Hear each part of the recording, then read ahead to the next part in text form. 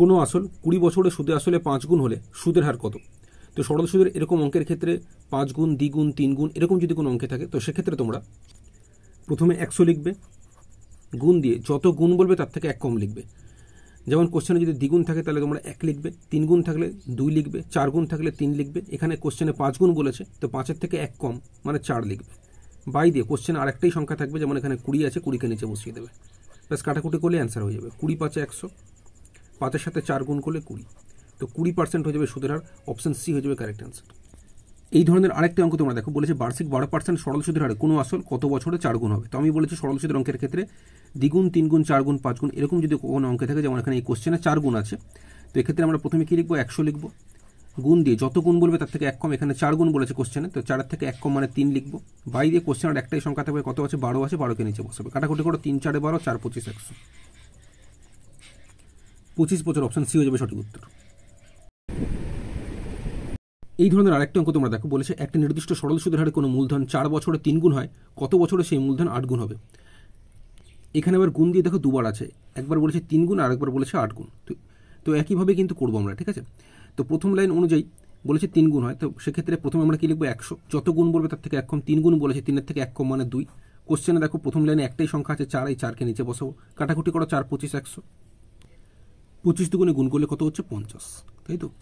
এরপরে বলেছে কত বছরে সেই মূলধন 8 গুণ হবে। সরল সুদের অঙ্কের ক্ষেত্রে আমি বলেছি যত গুণ হবে তার থেকে 1 কম লিখবো, সেক্ষেত্রে প্রথমে আমরা তো 100 লিখবো, তারপর যত গুণ হবে তার থেকে 1 কম, 8 গুণ বলেছে, 8-এর থেকে 1 কম মানে 7 লিখবো। বাই দিয়ে দেখো এখানে কোশ্চেন আর কোনো সংখ্যা নেই, সেক্ষেত্রে প্রথম লাইন থেকে এই যে আমরা এই সংখ্যাটা পেয়েছিলাম 50, এই 50কে নিচে বসাবো, কাটাকুটি করে 50 দুগুণে 100, 7 দুগুণে গুণ করলে 14 বছর। অপশন সি হয়ে যাবে কারেক্ট অ্যান্সার। একটি নৌকা স্রোতের প্রতিকূলে কোনো দূরত্ব 8 ঘন্টা 48 মিনিটে অতিক্রম করে এবং স্রোতের অনুকূলে ওই দূরত্বই 4 ঘন্টায় অতিক্রম করে, তাহলে নৌকার বেগ ও স্রোতের বেগের অনুপাত কত? তোমরা মনে রাখবে, স্রোতের প্রতিকূলে মানে হচ্ছে স্রোতের বিপরীত দিকে নৌকা যাচ্ছে, তাই নৌকা বিয়োগ স্রোত মানে হচ্ছে প্রতিকূল। অনুকূল মানে হচ্ছে স্রোতের দিকে নৌকা যাচ্ছে, তাই নৌকা যোগ স্রোত হচ্ছে অনুকূল, ঠিক আছে। এবার প্রতিকূলের সময়টাই কোশ্চেনে বলেছে 8 ঘন্টা 48 মিনিট, তো এই 8 ঘন্টা 48 মিনিট পুরোটাকে আমি ঘন্টায় নিয়ে যাচ্ছি। পুরোটাকে ঘন্টায় নিয়ে গেলে 8 ঘন্টা, এটা তো ঘন্টাতেই আছে, তাই 8 পূর্ণ সংখ্যা যেরকম আছে থাকবে। 48 মিনিট, মিনিটকে ঘন্টায় নিয়ে যেতে গেলে 60 দিয়ে ভাগ করতে হয় বা বাই 60 লিখতে পারো, সেই কারণে 48/60 লিখেছি। এবার 48 আর 60 12 দিয়ে কাটছি, ওপর নিচ 12 দিয়ে কাটলে 12 4 48, 12 5 60, তাহলে এটা 8 পূর্ণ 4/5 মানে হচ্ছে এই 5 যেরকম নিচে আছে থাকবে, এরকম গুণ হয় ওপরে যোগ হয়, অর্থাৎ 5 8 গুণ করলে 40, 40-এর সাথে ওপরের এই 4 যোগ করলে 44/5 ঘন্টা, এটা পুরো ঘন্টায় হয়ে গেল। এবং দিয়ে কোশ্চেনে বলেছে স্রোতের অনুকূলে যদি সেই দূরত্বটা নৌকাটা যায় তাহলে 4 ঘন্টায় যাবে, তাহলে অনুকূলে সময় লাগছে 4 ঘন্টা। এবার এটা যেহেতু 44/5 ভগ্নাংশে আছে, তাই আমাকে দুটোকেই পূর্ণ সংখ্যার অনুপাত আনার জন্য এই 5 দিয়ে আমরা 4কেও গুণ করবো, আবার এটাকেও গুণ করব। এর ফলে এখানে 5 5 কেটে যাবে। আচ্ছা, এখানে 4 দিয়ে 44কে কাটলে 11 হয়, অর্থাৎ অনুকূলে প্রতিকূলে সময়ের অনুপাত 5:11। মনে রাখবে, দূরত্ব একই থাকলে সময়ের অনুপাত যা হয় গতিবেগের অনুপাত ঠিক তার উল্টো হয়, তাই 11:5 হলো। আমি দেখলাম অপশন ডি অনুযায়ী 8-এর সাথে 3 যোগ করলে 11, আর 8 থেকে 3 বিয়োগ করলে 5, তাহলে নৌকা হচ্ছে 8 আর স্রোত হচ্ছে 3। Option D correct answer. 3টি সংখ্যার গড় 77, প্রথম সংখ্যাটি দ্বিতীয় সংখ্যার দ্বিগুণ এবং দ্বিতীয় সংখ্যাটি তৃতীয় সংখ্যার দ্বিগুণ, সংখ্যা 3টি নির্ণয় করুন। অঙ্কটি আমি অপশন টেস্ট করে করাচ্ছি, ঠিক আছে। তো প্রথমে অপশন এতে আছে 88, 44 এবং 22 আছে, তাই তো। কোশ্চেনে কি বলেছে, প্রথম সংখ্যাটি দ্বিতীয় সংখ্যার দ্বিগুণ এবং দ্বিতীয় সংখ্যাটি তৃতীয় সংখ্যার দ্বিগুণ। আচ্ছা, প্রথম সংখ্যাটা মানে এখানে 88 আছে, দ্বিতীয় সংখ্যা এখানে 44 আছে, তো 44-এর দ্বিগুণ 88 ঠিকঠাক আছে। এরপরে বলেছে এবং দিয়ে দ্বিতীয় সংখ্যাটি তৃতীয় সংখ্যার দ্বিগুণ, দ্বিতীয় সংখ্যাটা কি 44 আছে, তৃতীয় সংখ্যাটা 22 আছে, 22-এর সাথে 2 গুণ করলে 44, এটাও ঠিক আছে।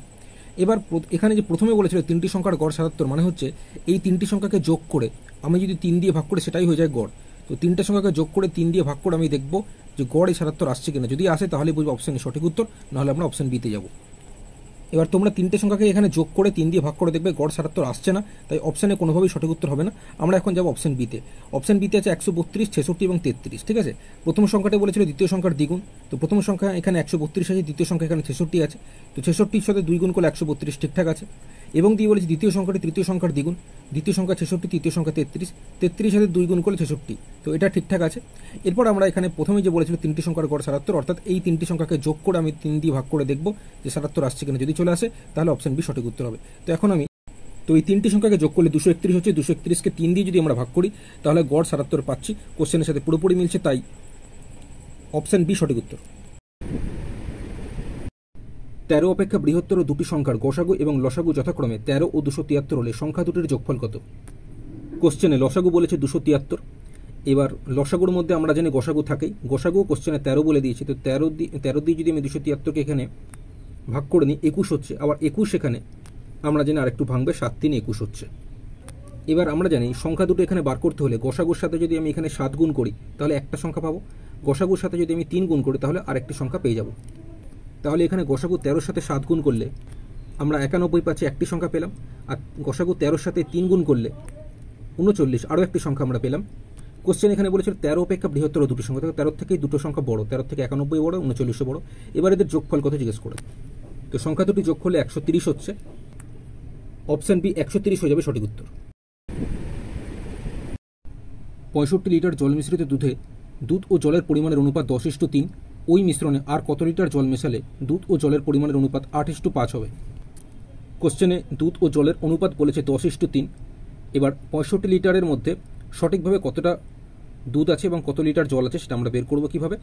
অনুপাতে দেখব টোটাল কত আছে, 10-এর সঙ্গে 3 যোগ করলে 13 হচ্ছে, যেটা সঠিকভাবে দুধ আর জল মিলে টোটাল হচ্ছে 65 লিটার। তার মানে আমরা লিখতে পারি এই 13 সমান সঠিকভাবে এই 65 লিটার। 13 দিয়ে 65কে কাটলে 5 হয়, যেহেতু 13 5 65, তাহলে এখানে পুরোপুরি কেটে গেছে, মানে 13 1 13, মানে 1 মানে হচ্ছে সঠিকভাবে 5 লিটার। 1 মানে যদি সঠিকভাবে 5 লিটার হয় তাহলে এই 10 মানে 10 গুণ 5 মানে 50 লিটার, এবং জলের এই অনুপাতে 3 সমান 3 গুণ 5 সমান 15 লিটার। তাহলে 65 লিটার জল মিশ্রিত দুধের মধ্যে দুধ আমরা পেয়ে গেলাম 50 লিটার এবং জল পেয়ে গেলাম 15 লিটার। এবার কোশ্চেনে বলেছে ওই মিশ্রণে আর কত লিটার জল মেশালে, তো জল আছে 15 লিটার, এর মধ্যে আমি ধরে নিলাম x লিটার মেশাতে হবে, তাহলে সেক্ষেত্রে জলের পরিমাণ হয়ে যাবে 15 + x লিটার, দুধ যা আছে তাই থাকবে কারণ দুধ কোনো রকম কিছু মেশানো হচ্ছে না। তাহলে এবার x লিটার জল মেশালে এই যে 15 + x লিটার হলে এর ফলে দুধ ও জলের অনুপাত হয়ে যাবে 8:5, মানে 8/5। ওপর কেটেছি 2 4 8, 2 25 50, কোনাকুনি গুণ করেছি 4 15 60 যোগ 4 সাথে x গুণ করলে 4x সমান এদিকটা কোনাকুনি গুণ করলে 25 5 গুণ করলে 125। তাহলে এই 4x সমান 125 তো থাকছে, 60টা যখন এদিকে চলে আসবে মাইনাস হয়ে যাবে, সেক্ষেত্রে 125 থেকে এই 60 বিয়োগ করলে 65 হয়। তাহলে 4x সমান 65 হলে x সমান 65/4, 65কে 4 দিয়ে ভাগ করলে 16 পূর্ণ 1/4 লিটার। অপশন ডি হয়ে যাবে সঠিক উত্তর।